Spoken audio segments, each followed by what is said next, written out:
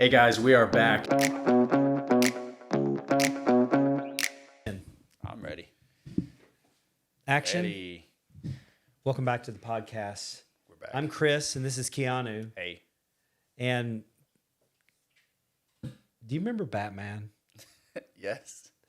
So when I was a kid, I used to watch Batman. I come home from school, latchkey kid. It was the 70s and 80s. So they didn't call it latchkey kids. What does that phrase mean, by the way? It means I've always that wondered. it means that you get off the bus, you go and you take your key that you have and you open your own door and there's no one else in your home. Okay. Your parents are at work. Okay. Yeah. Got it.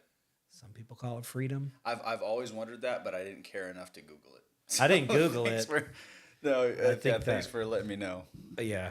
Okay. But in the last episode, we were going through this.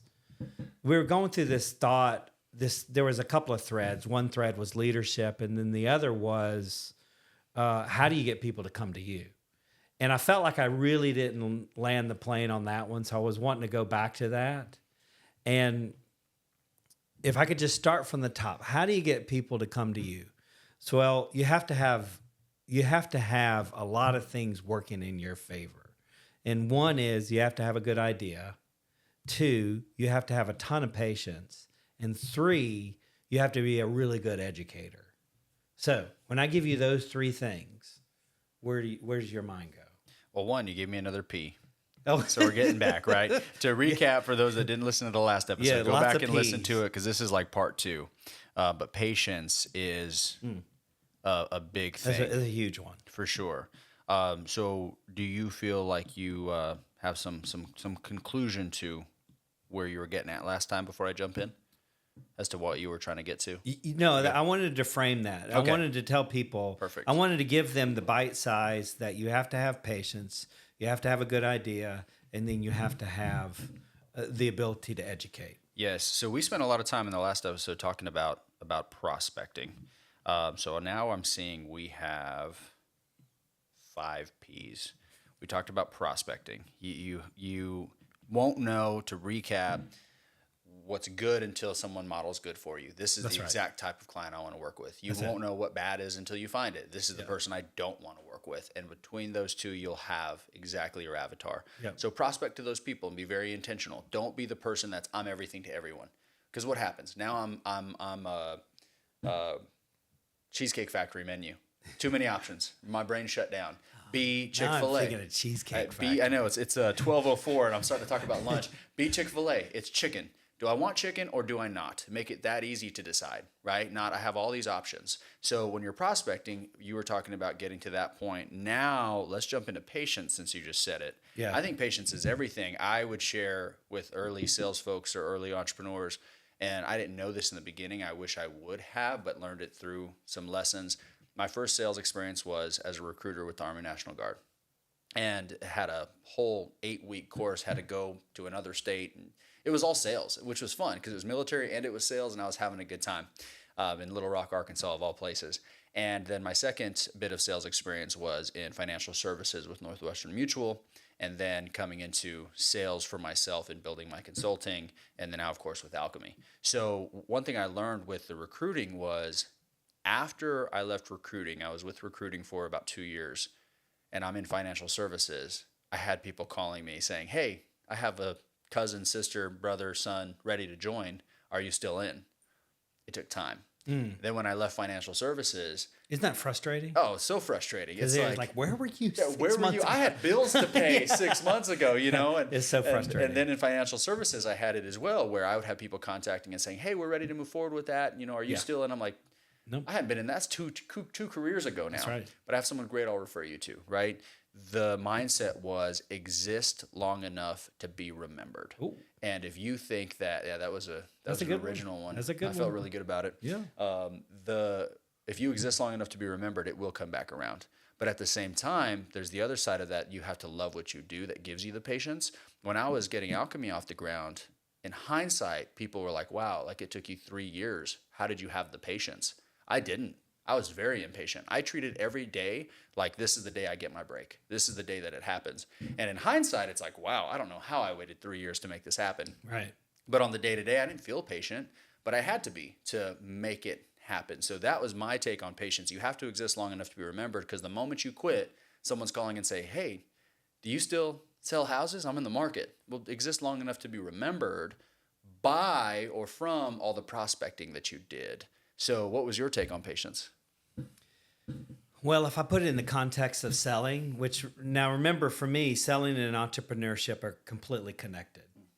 And so I do not disconnect the two. And maybe that's another conversation for another time.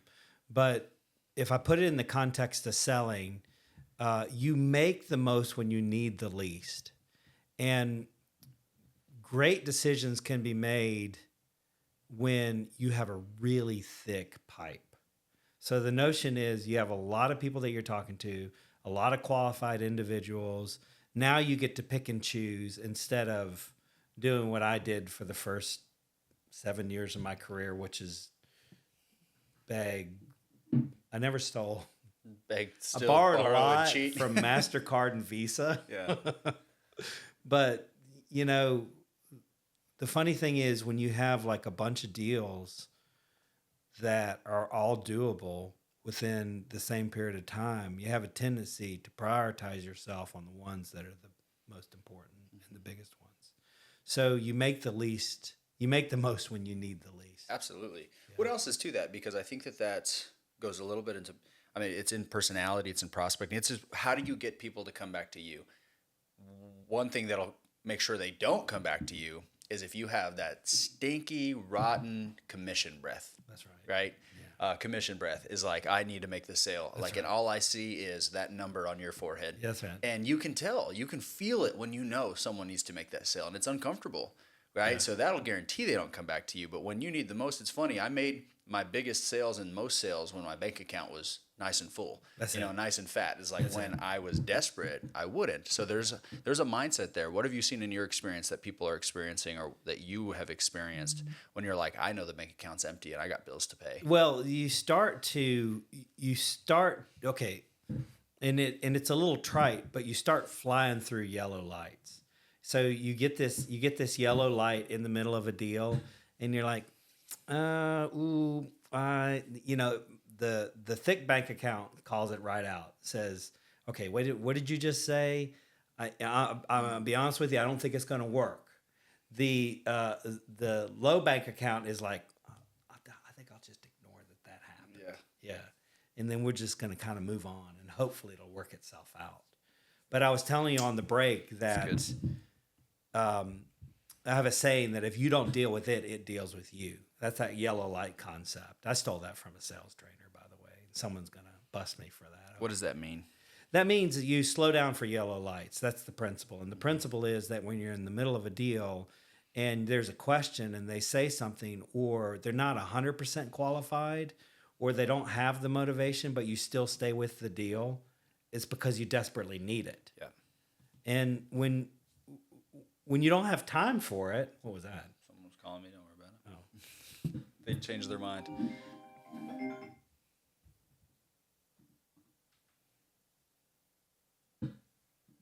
Nope. Okay, go ahead. But when there's like other deals that are pressing you that are more important and they're not 100% qualified, then you let them go and you don't even think another thing about it. So if we go back to the core principle, which is how do you get people to come to you? Well, you're going to make the most when you need the least. If you have patience and if you're in the business for long enough, all of these things, in my opinion, is connected to a big issue, which is long-term vision. So when you talk about long-term vision, what's the first thing that comes to your mind? Painting a picture. But okay, that's good. Yeah. What comes to your mind? I mean, the great thing about this is no difference between you and I. The good thing is I have, I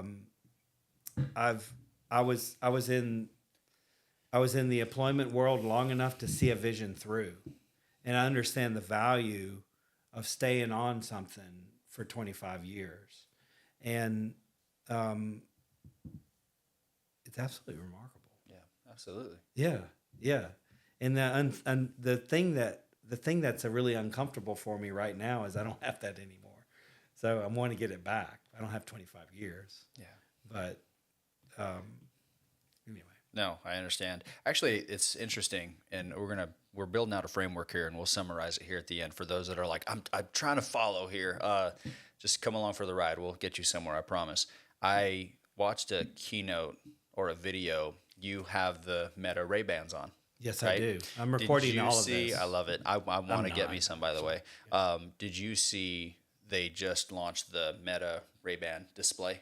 So you put the wristband on. No. And it has display built in. These are like $800 glasses base. So if you add the blue light and the prescription, everything is like, could be $1,500. $1 million. But you put a bracelet on or a wristband, and it allows you, basically it has a display in the glasses, and you can move everything around with your hands, with your fingers, whatever. And it's really cool. But what I loved about it, I have a friend who works with Meta who sent me a video. He said, I love this mindset. And actually, I'm just going to read it because I thought this is so freeing to me. Because there's a lot of times where you feel like you have to have that vision and it has to be down pat. We just did mission, vision, and values as a team. And mission and values are locked down. We'll get to this another time. But the vision, I know it and I see it, but articulating it, it's different because this is so fluid right now. And this was freeing to me because what Zuck said, basically, That's your friend? Zuck. Yeah, hold on. Let me get my text from Mark Zuckerberg. Hold on, figure it out. Call him. Just ask him. Hey, Zuck. We don't know how successful this product line will be 10 years from now, but we will. We don't know how successful this product line will be 10 years from now, but we will always know we got to this point as we said we would. First of all, what do you think when you hear that? Say it again. We don't know how successful this product line will be 10 years from now, but we will always know we got to this point as we said we would. I have no idea. No? Oh, that was so freeing to me. Okay, so why? Well, I mean, there's a lot of places that I go on that. Yeah. But Well, what was freeing to me was we don't know what this will become, but we will know we got to exactly this point that we had said we would get to. So like for me, it's, I don't know. I said 14 locations for Alchemy. I don't know if it'll be more, but I will know we tackled what was right in front of us at the time that it was presented, and we honored that, and we did the very best we could. And what it makes me think of is, I love the saying, chess, not checkers, right? Everyone loves that saying. It's sexy. Chess, not checkers. I'm so strategic. And I'm someone who prides myself on being a strategic person. But sometimes it's just checkers. Sometimes you're just jumping what's right in front of you. Yeah. And that's okay too. Sometimes it's checkers, not chess. And you get so caught up in the chess of it that there's a piece right in front of you that you can jump and get kinged. Yeah. But you're so set on the 3 moves ahead. Sometimes it is just checkers. So that's what was freeing to me. And as you're wearing the Meta Ray-Bans, it reminded me. But I'm thinking about this as getting people to come back to you. Let's bring it back there. Releasing yourself from that vision, or that it has to be just perfect. Let's go back to why you brought up vision to get us back on track for getting people to come back to you. I think you have to have a vision. You have to have an end game in order to get there. And I was telling someone this yesterday. The problem with being an entrepreneur is that whatever we do today, it's going to look completely different in 6 months. And part of the vision, part of the thing that stresses the vision is success. Because if you go back to Alchemy, 14 locations. We don't know if it's going to be 14.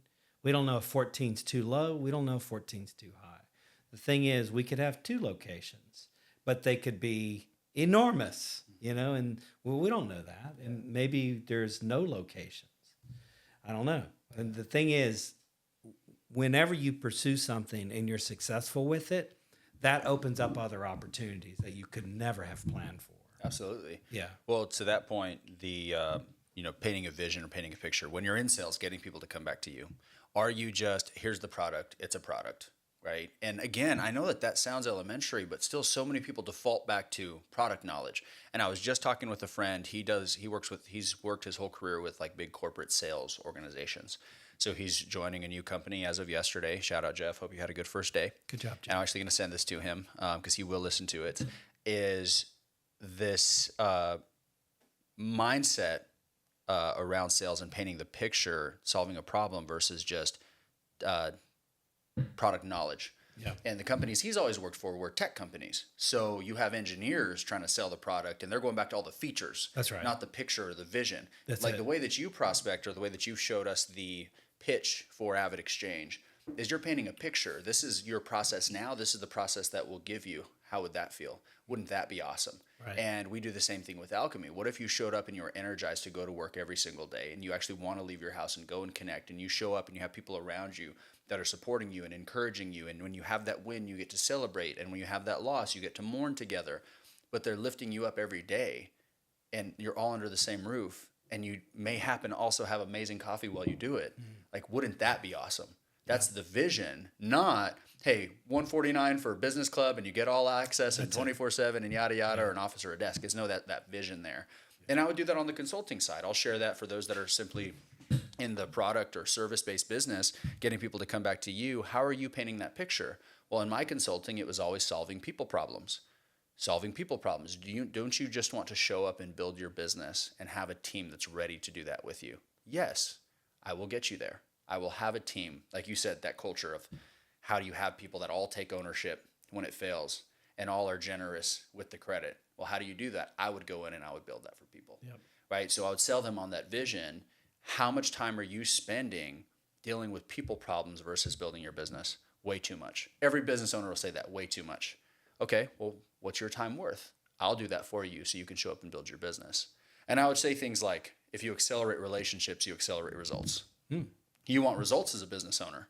You don't get there without relationships. Between you and your people, that's on you. Between your people and your people, I can help with that. Between your leaders and their people, I can help with that. But if we accelerate relationships, we'll accelerate the results that you want to see. You keep trying to put your finger on results without investing in the relationships. So that's what I'll do for you. Well, how much? Well, it depends. How big of a problem are we solving? That's right. How big of a problem are we solving, and what's it worth to you that you'd have me do that? Same thing with, again, a service-based business in the financial world, videography. A lot of our people at Alchemy are B2B, and I think a lot of people that will listen to this will be B2B as well. Yep. So how do you get people to come back to you? That's process. Now you're painting that picture, that vision. Picture. We're going to have a whole Why don't we workshop just out of do this. a thesaurus on anything that's P? But I want to tell you, you're hitting on something that's important that I think entrepreneurs struggle with, and that is, don't sell the thing, sell its mission, purpose, outcome, and how. I have a saying about tech, is that tech is only as good as the people that it affects. You know, tech is only as good as the people it serves. Mm-hmm. And so what is the service? What's the mission? What's the purpose? And what's the outcome? And how does it affect people? So the point is, as an entrepreneur, if you don't know what the mission and purpose and outcome of the thing that you're selling, whether it's a service or a product, it doesn't matter. If you don't know the mission, purpose, and outcome, then what you accidentally do is you go back to the features. Because here's the thing, here's the dynamic. And why do the engineers talk about the feature? Why does the entrepreneur talk about the feature? Is because they don't know the purpose. And the funny thing is, if you explain the features, you'll have about a 10% closing ratio just automatically, because the prospective client will formulate the purpose. It makes me think about what you share in creating a good pitch. Don't tell them how. That's right. Make them ask how. That's right. And I like that in the sales process. I'm not going to tell you how. I want you to ask how. Hey, well, here's this vision. Here's this picture. Okay, how do we do that? Sales done. It's closed. It's true. Right? I actually have a story about a sales guy. This poor young man, I wish him well, and I hope he's doing good in life. It was Friday night. He was selling to you. Okay. Yeah. This is a cautionary tale. This is how you lose business, all right? All right, paint you a picture. It's 8:30 p.m. on a Friday night, probably May. So it's still kind of light outside, around 8 o'clock. And it was a long week. I was taking a nap on the couch, and all of a sudden I hear, Okay. and my wife doesn't answer the door. I don't know why. She will never answer the door. Whether she thinks it's Jehovah's Witnesses or murderers, she will not answer the door. So I got to wake up and go answer it, right? Dog's going crazy. I'm halfway awake. Like, I don't like being woken up abruptly anyway. And I go to the door, and it's this young man, could not have been more than 20 years old. and he's selling pest control. And he asks, hey, do you have someone that's handling pest control for the summer? And I said, actually, no, I don't. Like, give me your card. I need somebody. I'll do business with you. You've heard the saying, right? Once you get a yes, stop selling. Oh, yeah, absolutely. Right? I hope you've all heard the saying. Once someone says yes, shut up and get it done, right? Yeah. So I said, yeah, actually, but it's Friday night at 8:30. I'm not in the mindset to buy anything right now, but I probably would have emailed him the next morning and bought something. Yeah. So he said, well, actually, we have this one day only. Okay. Tonight. That's called the take it away close. He starts hitting me with the one day only. We'll do this for $70, and we're coming back to this neighborhood on this day and this day only. So I'm like, hey, I'm not buying tonight, but I will buy from you. Give me your card. Actually, we don't carry cards. So I'm not liking any of this process at this point. I said yes. Now you're putting me into this sales process. And he says, well, actually, you'll love this. This is actually what he said. He said, you'll love this. Oh, terrible sales training. I mean, well, you'll love this. He said, you'll love this. If you buy tonight, we'll also throw in yada, yada, yada, yada. And I'm like, I'm not buying tonight. Who sent you here on a Friday night at 8:30 p.m., first of all? And he's like, would it have been different if I come on a Tuesday? Probably, right? So anyway, I'm sharing is like creating a bad experience of if I say yes or I want in, let me do that, right? Sell me on that or ask better questions because he didn't ask, how long have you lived here? That's right. I would have told him 2 months, which in my mind is like, okay, you don't know what kind of creepy crawlers are around here. Yeah. There's a big yard right next to you. Let me tell you about what we've experienced in this neighborhood. I'm getting to know you. Jeff was sharing, we were talking about it this weekend, getting back to Jeff. People are so quick to put you in their process instead of understanding where you are in your process. That's right. So that's what I wanted to share with this guy. So I didn't need it, or I didn't buy it. I wanted it. We ended up having, creepy crawlers throughout the summer, and I wish I would have had him, but out of principle, I didn't buy. So I ended up calling someone else, right? So it's like he could have had me there. And honestly, what probably happened was leaders, this is for you, they probably told him, we're going to send an exterminator out on this one day to hit that whole neighborhood. So go get as many people to sign up as possible because it's efficient and we get them all done at the same time. That's right. Probably what they did to this poor kid. You think so? There might have been a message before that. And the message before that is, do you want to make $1 million tonight? Yeah, send them out on Friday night. Actually. I happen to believe it had to be initiation. Let's send the new guy out to door knock on Friday night at 8 But p.m. the thing is, when you fire a salesperson up on making a bunch of money, that's going to be their number one motivator, and they're going to do exactly what you said, which is they're going to put you in their process instead of them in your process. Yeah, if you lose the pressure sale, I think that we have a lot of savvy consumers today. Well, not only do we have savvy consumers, but they have options. Absolutely. I always tell the story about my mom and dad buying a washer and dryer. The only place you could go buy a washer and dryer was Sears. So what they did is they went down to Sears. They asked the sales guy, what's the best washer and dryer for me? The sales guy would tell them, and then they would buy that washer and dryer. Yeah. That's ludicrous today. Yeah, absolutely. Yeah. I'm checking Amazon. I'm checking everywhere. Yeah. And you go down through the ratings, and you go down. But my whole point behind that is the salesperson was the holder of information back in the early 80s. And that's why they were able to tell people what they should do. Same with the car salesman. You only had a few options, so you went to the car salesman, and they would tell you what you should do. Now you can buy a car at a vending machine. Because you educate yourself as a consumer. You were taking us to influence, and I think influence is the whole sales process. I think influence is life, having influence, right? Genuinely being an influential person. And I think these first 3 steps, we talked about prospecting, patience, and picture or purpose, which is vision. We haven't even got to product yet, which, again, product, I think you do need to evaluate your product. Is it good, first of all? Is it clear? All of these things you need to evaluate your product, but it is one small piece of the whole sales process when people make it the whole sales process. But I think these 3 things we've covered right now as far as creating a framework that people can reference, prospecting, patience, picture, and purpose, which is vision, is influence. It's ultimately building a relationship and getting to know them and where they are. Yeah. By the way, I have this product. And there's a buddy that we've made now. He's one of mine and Leah's new favorite people, Fred. He works for ServPro. He says, shout out Fred, right? He said, I love ServPro. I hope you never have to call me. Yeah. But when you do, I'm glad to be there. And I'm like, I love you so much. That's it, yeah. That's brilliant language. Like, I hope you never have to call me. Yeah. Instead of like, hey, when's the last time you checked your basement for leaking? Yeah. It's like, no, I hope you never have to call me. But if you do, I'm going to be there. And he's a genuine guy, right? That's all relationships, not the product. I don't even know how he's going to do it. But when it happens, I know I can call him. He didn't say anything about how or the product or the process. And I'm sure there's some young person with Serve Pro out there that's only talking about exactly the product. That's right. They're the BTUs on their fans. Yeah, exactly. we can dry your basement in this time and no time flat. I don't care. You bored me already. Yeah. All right. So the prospecting patience, Let's picture, land the plane on influence. product, process, and personality. It's all related. It's all it's all influence. It's all relationship. Well, I want to say, at the risk of taking this in another direction, the whole product thing is based on the pricing. You want to say P for pricing? There's a value exchange in the pricing. Now the our product. P's have sub P's. Yes. So product has pricing. Okay. But ultimately, people have to make a justification, and this is influence. Ultimately, people have to make a justification on the value of your product, and that's in large part due to how you educate them. Absolutely. And that's where you go back to influence. Well, Can I say one thing? yes. Go ahead. That, and this is in my book, and that is, I always tell people, salespeople, your opinion of this whole thing doesn't matter.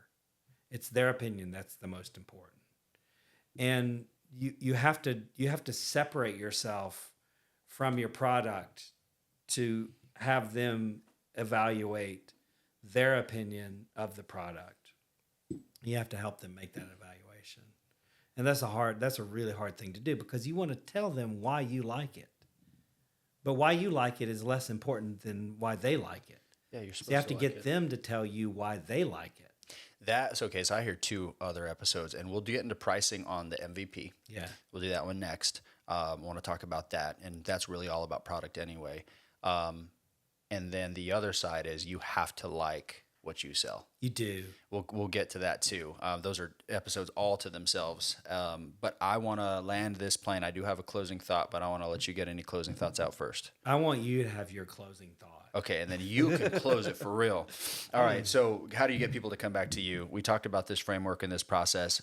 One nugget. It's probably not even the thing that I thought ate the most that is going to be most impactful. I used to ask this question at the end of coaching sessions. I would ask, what was most impactful today? Yeah.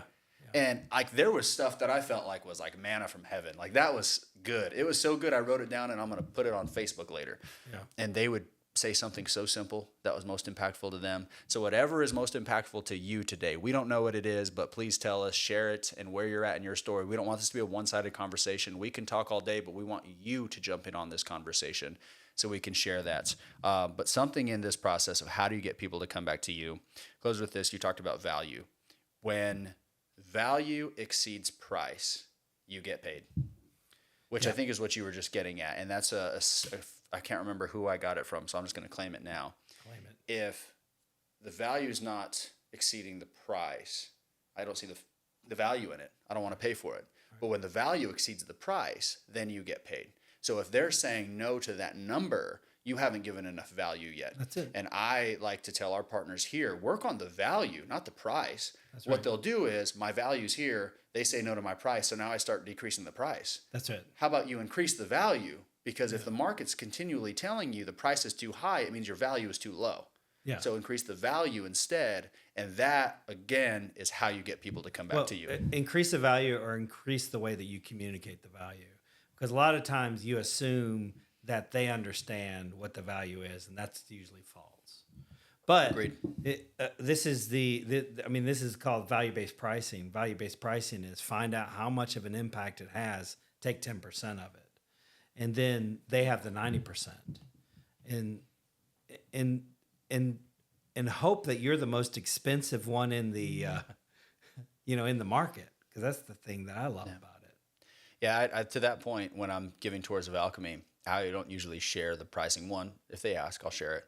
If they don't ask, I won't share it till the end, because I'm stacking this value and this picture and this vision. That's it. And so then when I get to the end and you get all of this connection and these people in this community, and you get this weekly mastermind, you get these events, and you get 24/7 access to this space, and you get these meeting rooms, and you get all of this value, and they're just waiting for the shoe to drop. I'm like, $149 a month.